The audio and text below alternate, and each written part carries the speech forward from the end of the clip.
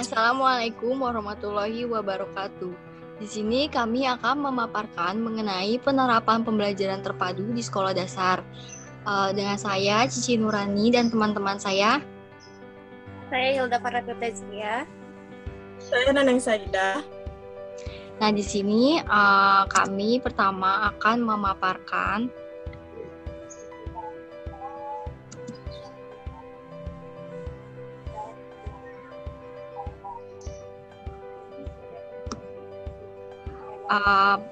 pengertian pembelajaran terpadu. Yang pertama itu, pembelajaran terpadu itu merupakan suatu model pembelajaran yang mencoba memadukan beberapa pokok bahasan. Salah satu di antaranya adalah memadukan pokok bahasan atau sub pokok bahasan atau bidang studi keterangan seperti disebut juga dengan kurikulum atau pengajaran lintas bidang studi. Nah, yang kedua itu suatu pendekatan pembelajaran yang menghubungkan berbagai mata pelajaran, mencerminkan dunia nyata di sekeliling serta dalam rentang kemampuan dan perkembangan anak.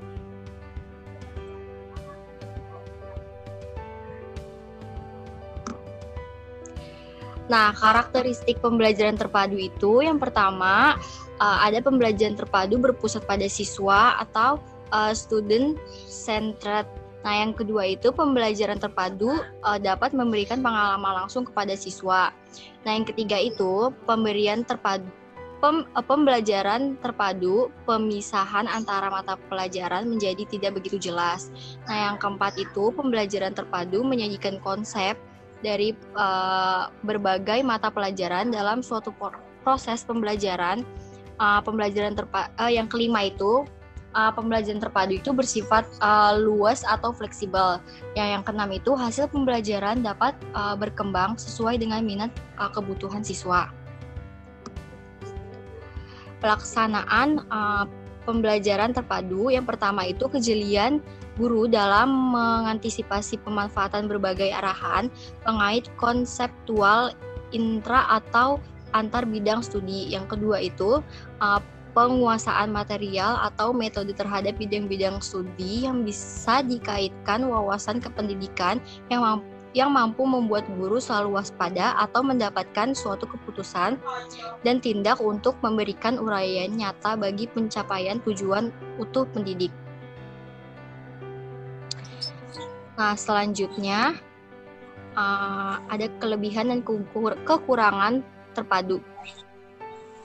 Nah, kelebihan dan kekurangan pembelajaran terpadu ini mewujudkan lain dari implementasi terpadu yang bertolak pada tema, yakni kegiatan pembelajaran yang dikenal dengan berbagai nama seperti pembelajaran proyek, pembekalan unit, pembelajaran tematik, dan sebagainya. Nah, yang pertama itu ada pengalaman dan kegiatan belajar anak akan selalu relevan dengan tingkat perkembangan anak. Yang kedua, ada kegiatan yang dipilih sesuai dengan dan bertolak pada minat dan kebutuhan anak.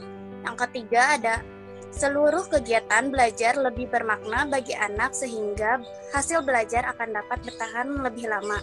Yang keempat, pembelajaran terpadu menumbuhkan berkembangnya keterampilan berpikir anak.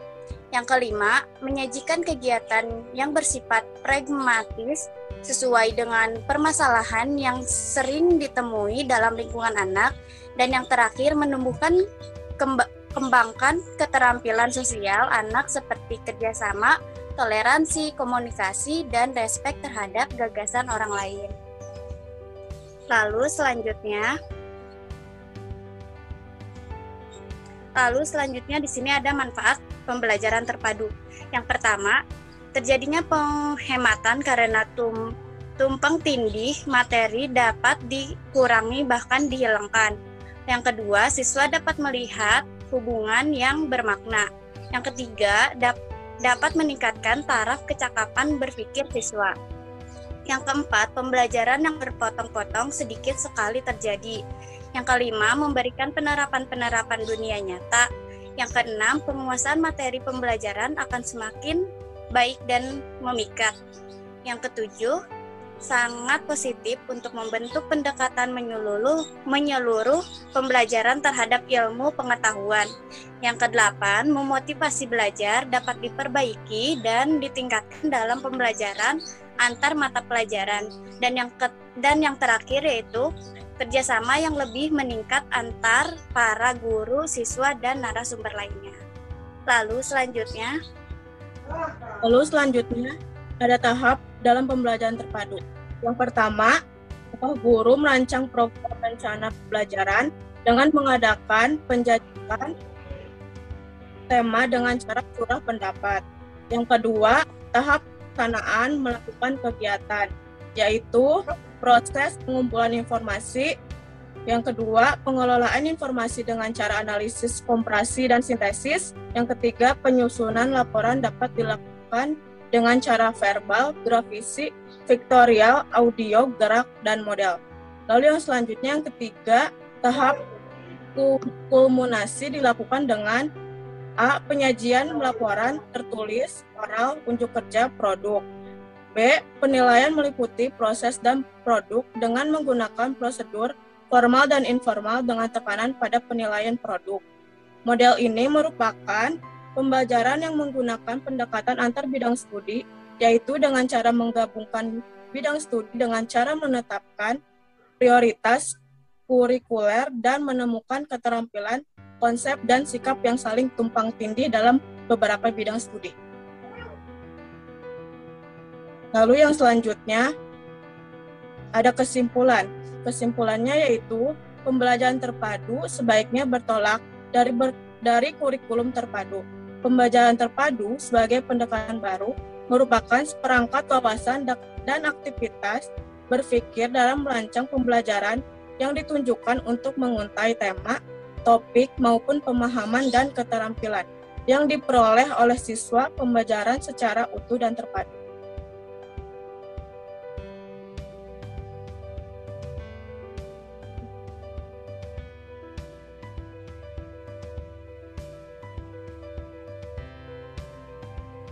Terima kasih, sekian pemaparan dari kelompok kami.